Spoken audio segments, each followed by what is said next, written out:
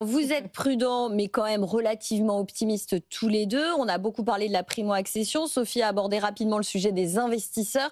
C'est ça le gros sujet. On a Oui. un débat budgétaire qui était censé nous permettre d'obtenir un statut du bailleur privé. On a essayé cette semaine de le décrypter tel qu'il a été voté par les députés. Il reste à débattre au Sénat quand même, et on l'espère bien. Parce que là, en l'occurrence, ça va accoucher d'une mini-souris, un souriceau, quoi. C'est-à-dire que là, nos analyses de marché prouvent qu'en fait, ce statut du bailleur privé, il serait plus défavorable que pas de statut du tout.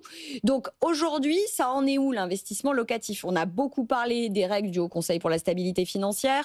Voilà, est-ce que aujourd'hui les banques, elles, essayent de choyer un petit peu ces investisseurs dont on manque cruellement? Alors, en tout cas, nous, tant que courtier, on essaye d'agir auprès du Haut Conseil de la stabilité financière pour faire un peu bouger les lignes parce qu'effectivement, ces normes ne sont pas adaptées.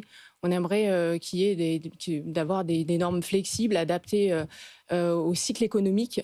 Et donc, on n'est pas contre, évidemment, une approche prudentielle, mais pour autant, ces règles HCSF ne sont pas du tout adaptées. Par exemple, on ne prend absolument pas en compte le reste à vivre. Il y a aussi les revenus générés qui ne sont pas pris en compte En dans le totalité, calcul ouais. de la solvabilité de l'emprunteur. Et tout ça sont des freins.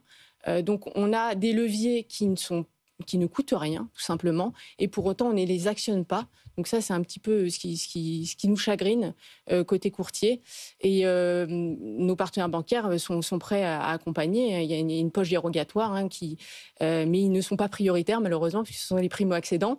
Et c'est là où le pilotage est un peu compliqué. Ouais, Donc, c'est ça. le statut, effectivement, du bailleur privé, on sait très bien qu'il ne va pas se passer grand-chose. Pour C'est pas ça l'instant, qui non, va mais on n'a pas perdu rebooster espoir. On n'a pas perdu espoir. les emprunteurs, mais pour autant, on essaye de faire bouger les lignes, nous, de notre côté. À votre, ouais, à Exactement, votre niveau. exactement.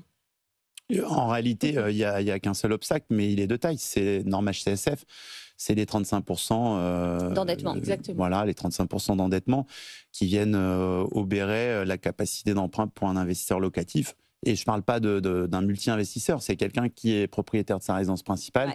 et qui veut acheter un studio en 2 pièces pour préparer sa retraite ou pour loger ses enfants pendant les études. Et en réalité, c'est très compliqué parce que dépasser 35% quand on est déjà endetté à 25, 28, 30 sur sa résidence principale, ça arrive très vite et ça exclut de fait beaucoup d'emprunteurs. Il y a des leviers qu'on n'actionne pas et qui sont effectivement quasi naturels, qu'on a, Et qui coûtent qu'on a rien. actionné Ah, du pendant bon sens, quelques en dizaines fait. d'années, c'est du bon sens, C'est du bon sens. et qu'on ne regarde pas. La poche dérogatoire d'ailleurs HCSF n'est pas atteinte. Mm. C'est un marché, c'est un marché